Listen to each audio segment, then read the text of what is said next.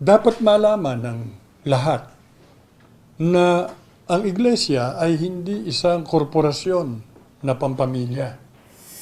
Hindi raw totoo yan eh. Hindi raw ganyan, sabi ng mga bumabatikos sa INC. Para sa kanila ay pag-aari raw ng pamilya Manalo ang INC. Sila na mga nagsasabi na pag-aari ng mga Manalo ang INC, meron kaya silang katibayan o dokumento na nagsasabi na sila ay tama?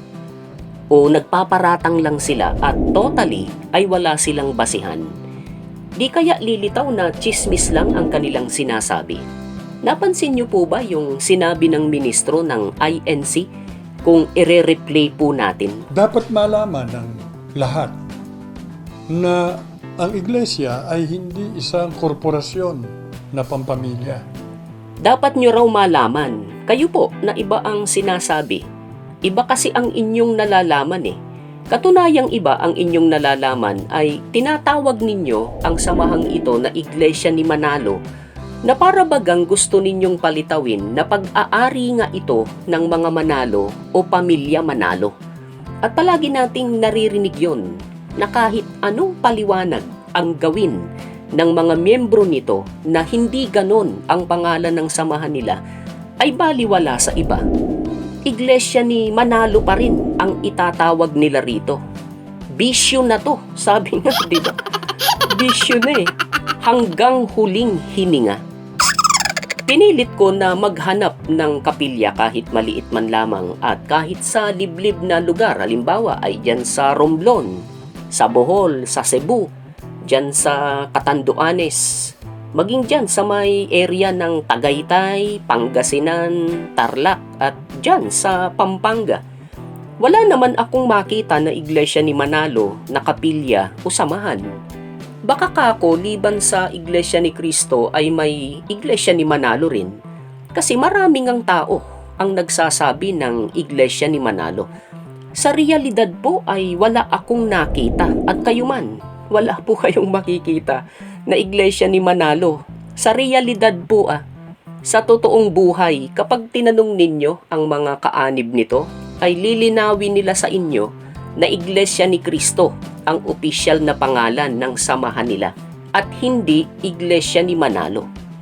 Yung mga na-invite nila, sa Iglesia ni Manalo ba sila inanyayahan?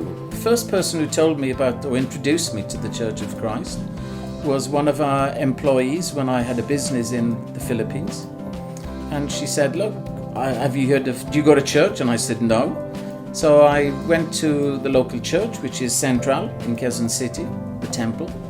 And I got hooked straight away. And I hadn't experienced anything like it in my life before. Hinihintay kong sabihin ni Mr. Foreigner na Church of Manalo. Hindi Kayo, baka iba ang pandinig po ninyo. Si ate kaya, baka sa Iglesia ni Manalo na anyayahan. They were asking me questions about my religion and my faith. So, was I religious? Did I have any interest in learning about God, learning about the Church of Christ? Sa mga nameplate na nakakabit sa fasad ng kapilya nila, Iglesia ni Manalo po ba ang inyong nababasa? Kung oo ang inyong sagot ay enroll po kayo sa Catch Up Friday ng DepEd. Yung drop everything and read, tungkol po yun sa pagsasanay at pagkatutong magbasa ng tama. Reading literacy. Huwag po nating hintayin na abutan tayo ng kamatayan na hindi po tayo natutong magbasa ng tama. Ano po? Meron naman akong narinig na mangangaral na talagang ipinagsisigawan sa kanilang place of worship, maging sa mga pangangaral niya sa TV, sa radyo, kahit saan siguro, na talaga daw na sa pamilya Manalo ang INC. Maging daw yung mga ari-arian nito.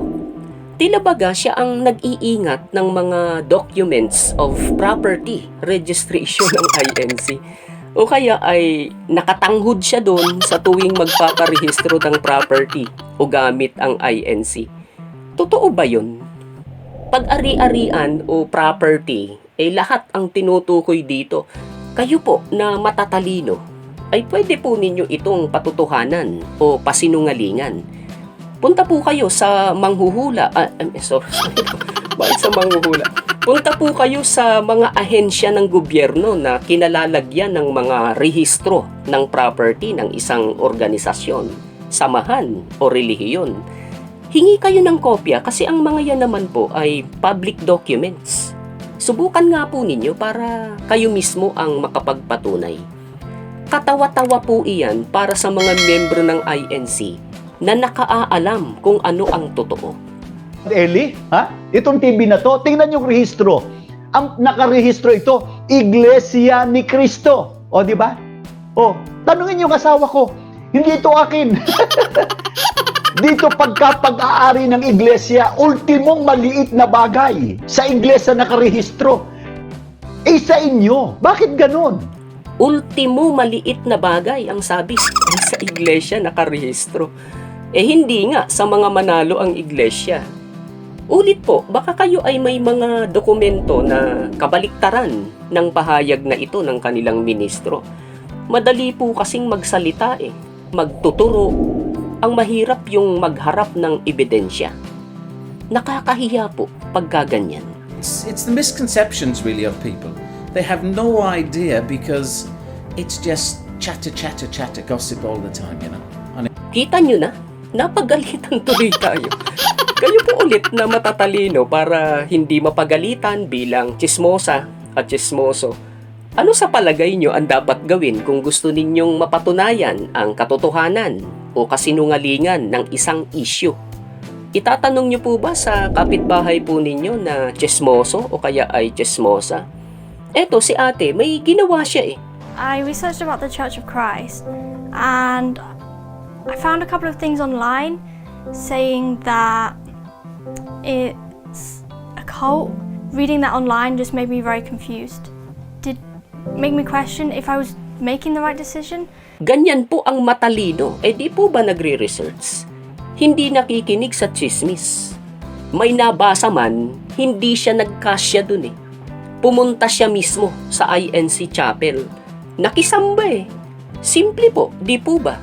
Di nawala yung duda niya. Ano na sinasabi niya ngayon? My advice would be to attend the Church of Christ with an open heart and an open mind. Once you've attended the Bible studies, once you've learned about the Church of Christ, it will all make sense to you and you won't have any more questions or doubts about religion because you will know that the Church of Christ is the true religion. Hanggang dito ay Church of Christ ang sinasabi niya Hindi Church of Manalo. Nag-advise pa nga Ano ulit yung advice? Ano ulit?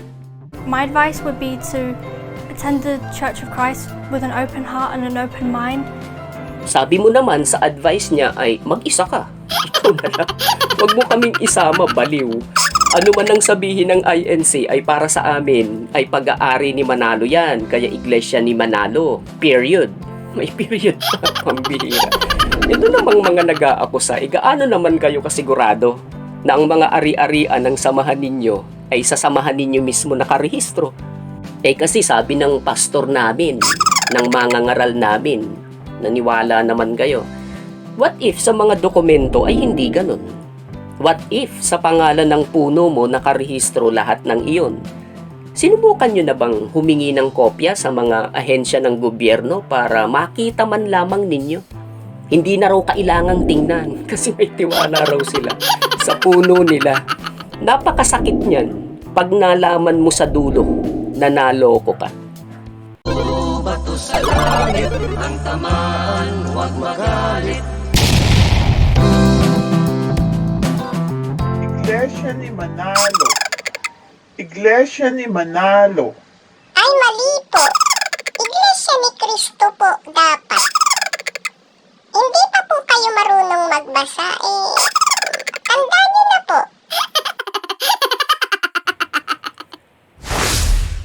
Shout out kay Sumner Llaneta dyan sa Kingdom of Saudi Arabia. Pagbati sa buong construction team ng INC dyan sa lokal ng Darangan, Rizal East mula kay Noslin Todip.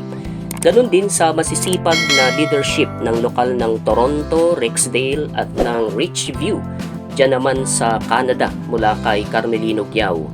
Shout out sa mga kapatiran ni Cherry Manzanares dyan sa lokal ng Bagong Bayan, Taguig City. Ganon din sa pamilya ni Israelita Liwanag, kina Benny, Venmar, Karen, Veren, Ryan, Joan, Aisel, RL, at kay Jade. Kumusta po sa inyo? Pagbati sa asawa ni Ramil Villaruz na si Melissa Villaruz at sa kanyang baby na si Rambmel at sa kanyang mga kapatid. Happy viewing po sa inyong lahat. Shout out kay Romeo Gueco dyan sa lokal ng Vancouver, British Columbia, Canada. Shout out sa mga kapatid dyan sa Oxford, GWS mula kay Makulit. Ganon din kay Jestoni Rendon mula sa lokal ng Auckland, distrito ng New Zealand. At maging dyan sa lokal ng Gapas, Quezon East mula naman kay Jess Sardanyas. Ganon din kay Ramon Magsino Mercado ng lokal ng Dalahican, distrito ng Quezon.